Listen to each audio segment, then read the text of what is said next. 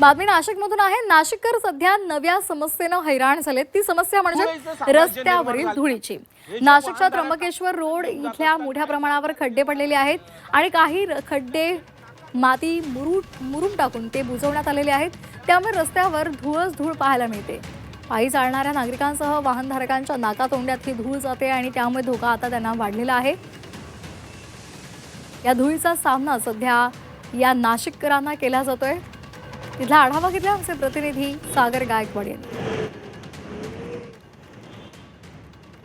गेल्या 5 दिवसांपूर्वी नाशिक महानगरपालिकेमध्ये विशेष महासभा बोलवण्यात आली होती।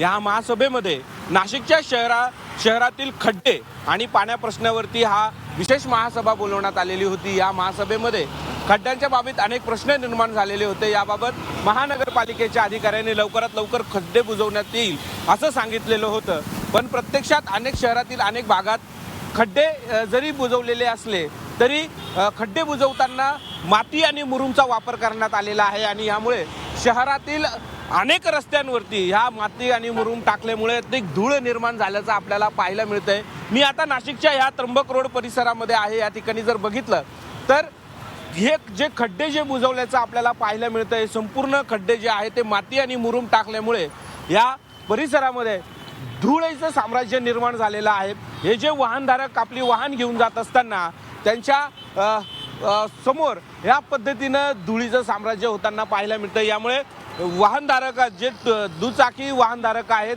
पायी चालणारे जे धारक आहेत, यांच्या थेट नाकातोंडामध्ये ही धूळ जाते आहे आणि यामुळे यांच्या आरोग्याला धोका निर्माण झालेला आहे। शहरातील अनेक भागात अशाच पद्धतीने खड्डे बुजवण्यात आलेले आहे आणि यामुळे या खड्ड्यांची जी धूळ आहे, ज्या मुरुमची जी धूळ आहे ती मोठ्या प्रमाणात पाहायला मिळते। या सगळ्या धुळीमुळे नाशिकच्या नागरिकांवर धुळीचं साम्राज्य पसरलं आहे। नाकातोंडात धूळ जाऊन आरोग्य धोक्यात निर्माण झालंय। कॅमेरा पर्सन बबन सदगीरसह सागर गायकवाड, जी 24 तास, नाशिक।